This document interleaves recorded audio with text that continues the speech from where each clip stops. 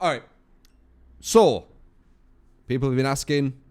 Obviously, you're curious to see what I'm thinking about these. So, object of the session first. It says this is a proposed change. What you're seeing is not the final and may not make it into the game. We welcome your feedback on this design. My feedback on this design is get this in ASAP. Basically what it's saying is whenever your aura is revealed to the killer's aura becomes revealed to you. So instead of when you look towards the killer, you just see him and then he sees you. Now it's when he uses barbecue or he uses nurses or there's some add-on what does it, etc., etc. You will see his aura when he sees yours through that stuff, which completely fair and way better design. Because Object obviously destroyed in Survivor Friends with comms. That's why it was banned in pretty much most tournaments, because it was wall hacks. And then also on top of that, it don't even need this, I don't think. I think just the first part's fine, but then it says if you're the obsession, your aura is revealed to the killer for 3 seconds once every 30 seconds at tier 3.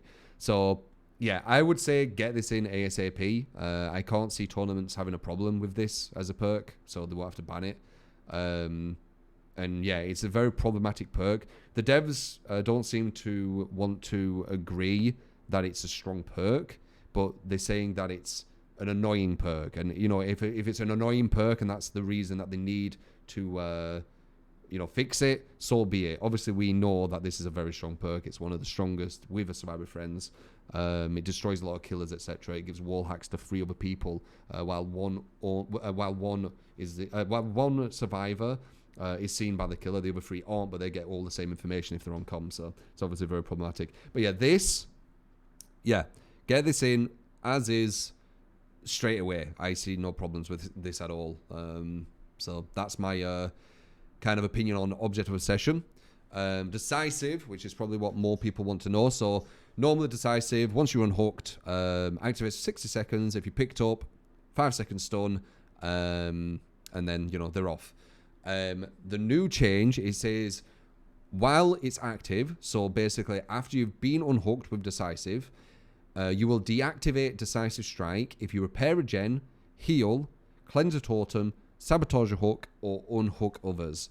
So it's a weird one, this. So there's one thing where this definitely is good, okay? When people in endgame collapse, or when they were hook bombing with borrowed time into decisive trades, they won't be able to do that anymore.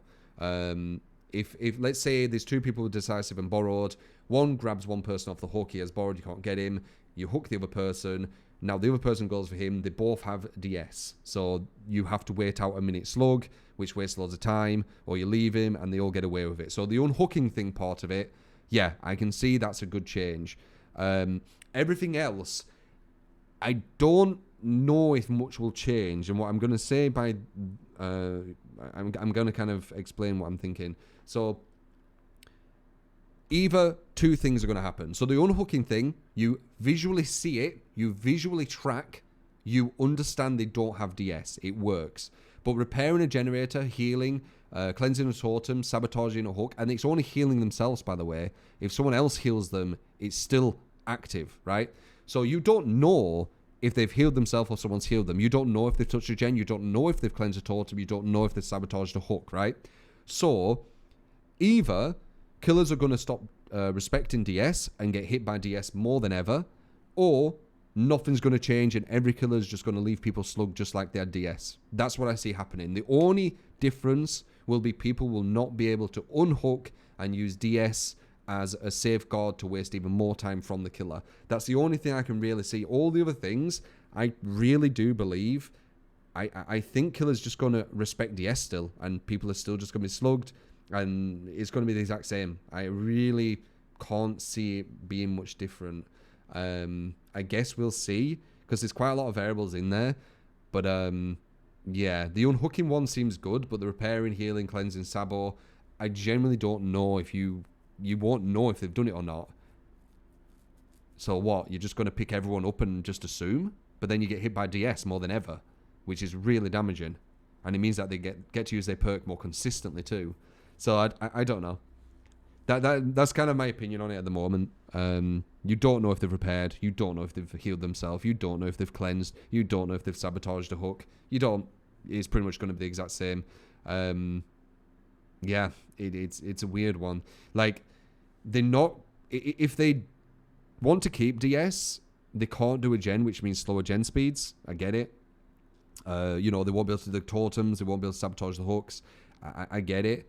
But, like, they can use that against you because you don't know if they have repaired. And then if you go after someone again who's running in front of your face, like, I don't know. I honestly, I preferred the killer when he hooks, that the idea that we come up with where the killer, when he gets a separate hook to the hook he just got, DS is deactivated, so it rewards the killer.